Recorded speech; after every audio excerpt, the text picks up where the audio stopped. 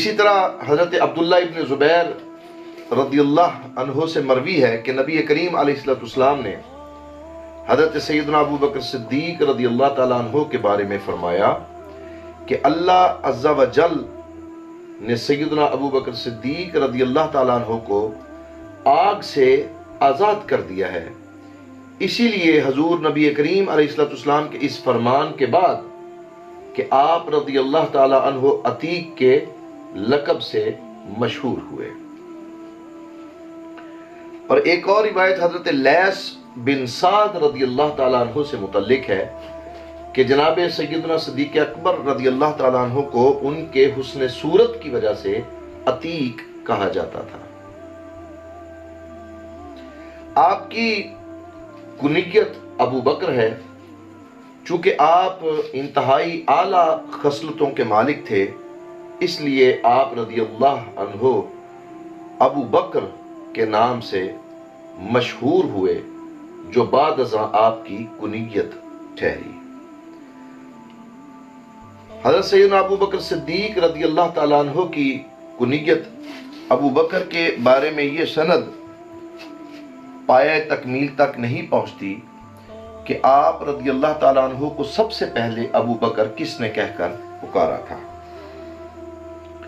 آپ کا شجرہ نسب کہ عبداللہ یعنی جناب ابو بکر صدیق بن حضرت عثمان بن عامر بن عمرو بن قاب بن سعد بن تیم بن مرہ بن قاب بن لوئی بن غالب بن فہر بن مالک بن نضر بن کنانہ بن خزیمہ بن مدرکہ بن الیاس بن مزر بن نزار بن ماد بن عدنان ہے۔ حضرت ابو بکر صدیق رضی اللہ تعالیٰ عنہ کا شجرہ نسب جو ہے وہ مرہ بن قاب پر جا کر حضور نبی کریم علیہ السلام کے ساتھ مل جاتا ہے۔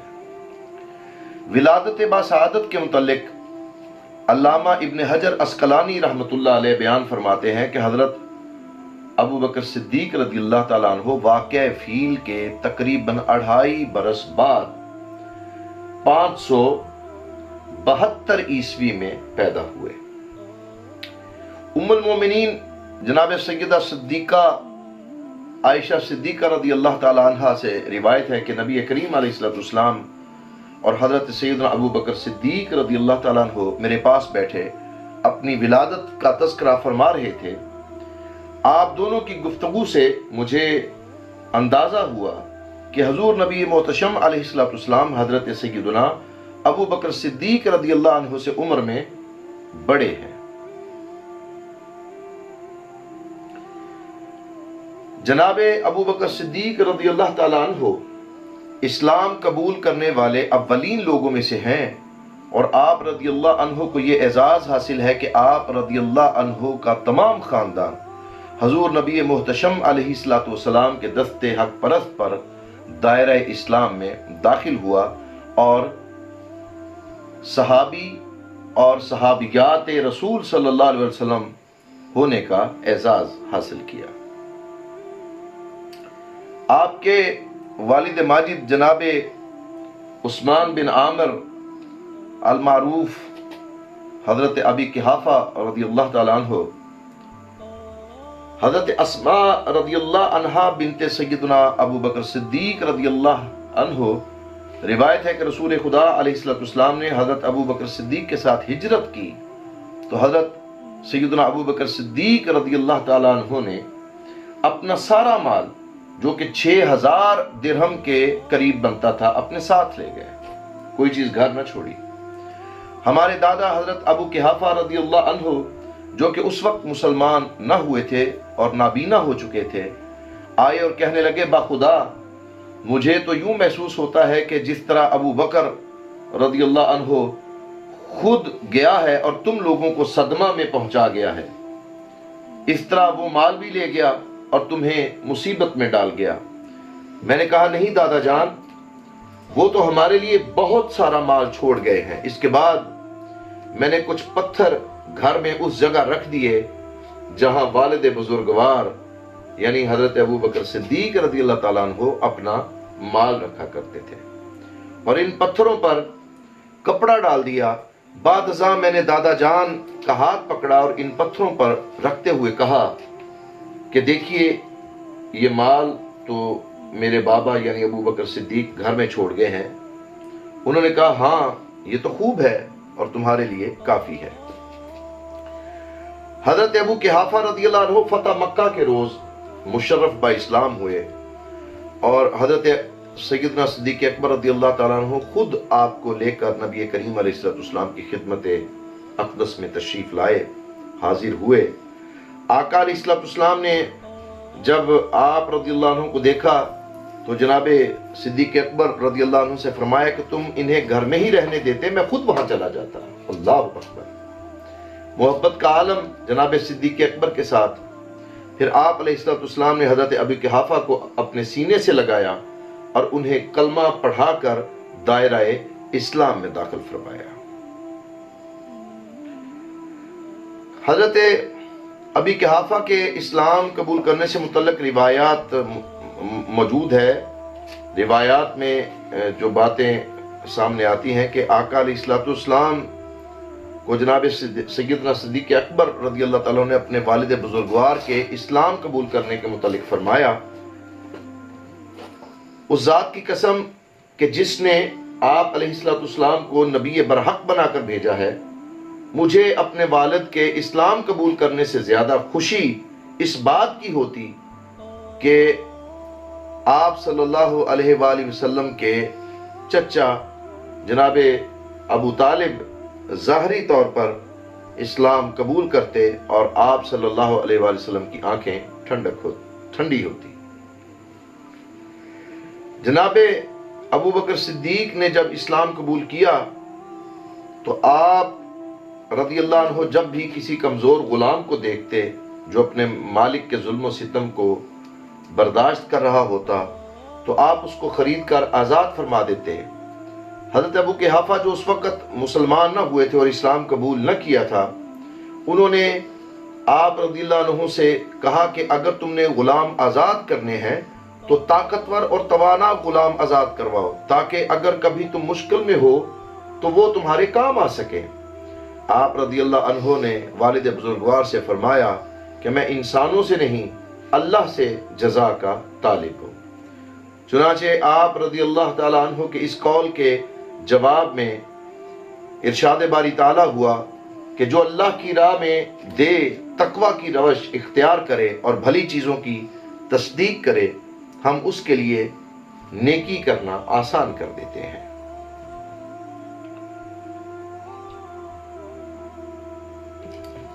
حضرت ابو قحافہ نے اپنی زندگی میں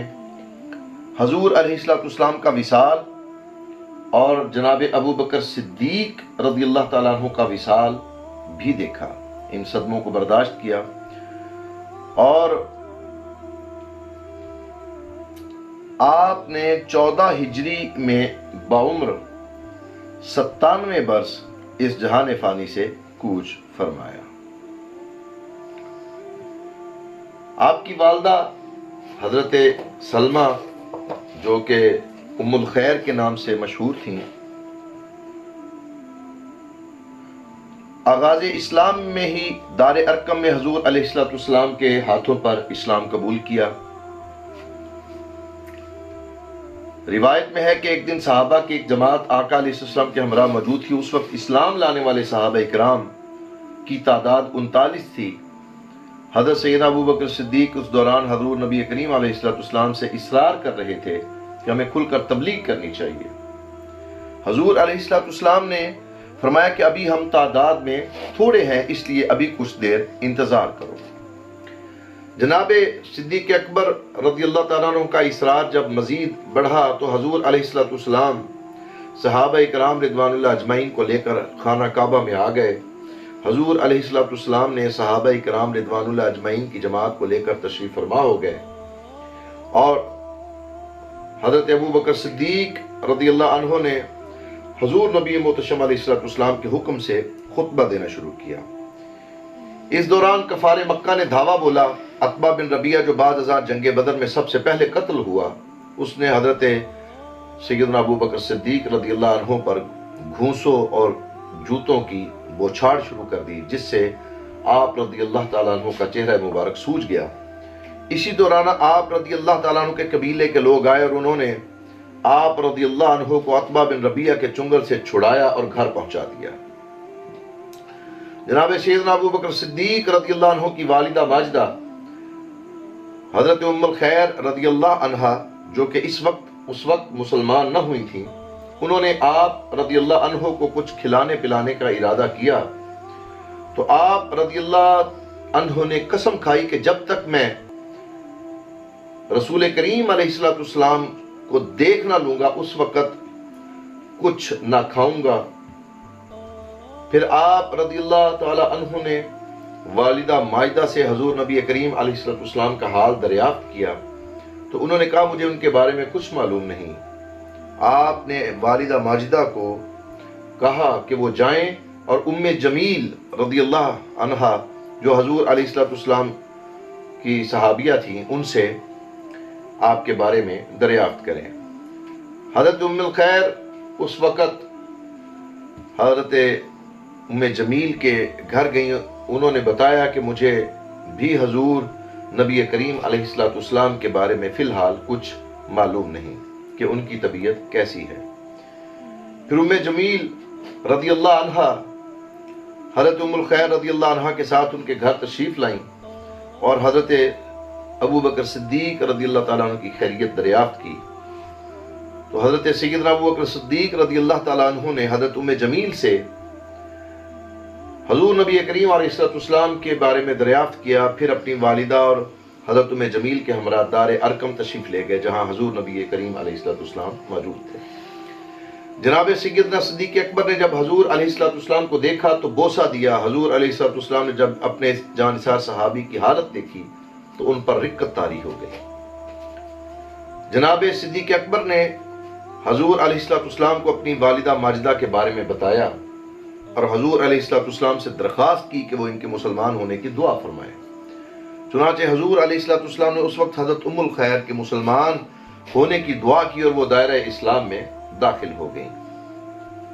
حضرت ام الخیر حضرت سیدنا ابو بکر صدیق رضی اللہ تعالیٰ عنہ کے وصال کے کچھ عرصہ بعد اس جہان فانی سے کوچ فرما گئی۔ جناب سیدنا ابو بکر صدیق رضی اللہ تعالیٰ عنہ کا تعلق قریش کے قبیلہ بنو تیم سے تھا۔ آپ ایک خوش اخلاق، نیک سیرت اور ایماندار تاجر، قریش کے لوگ نہایت احترام سے آپ کا نام لیتے، صاحب علم تھے۔ قریش کے کئی سردار بہت سارے مواقع پر آپ کو اپنا سفیر اور مشیر مقرر کرتے۔ جناب صدیق اکبر آپ کا قبیلہ خون بہا اور تاوان کے امور کے فیصلے کرتا تھا اور آپ رضی اللہ تعالیٰ عنہ بھی ابتدا میں اسی منصب پر فائز تھے اور آپ نے انتہائی خوش اسلوبی کے ساتھ اپنے اس منصب کو نبھایا اور بچپن سے ہی آپ نہایت اصول پسند تھے اور اصولوں پر کبھی بھی کسی قسم کا کوئی سمجھوتا نہیں کیا۔ روایات میں آتا ہے کہ حضرت صدیق اکبر دور جہالت میں بھی رضی اللہ تعالیٰ عنہ کبھی بھی بتوں کے آگے سجدہ ریز نہ ہوئے، بلکہ آپ رضی اللہ عنہ اس دور کی تمام جاہلانہ رسوم و رواج سے باغی تھے۔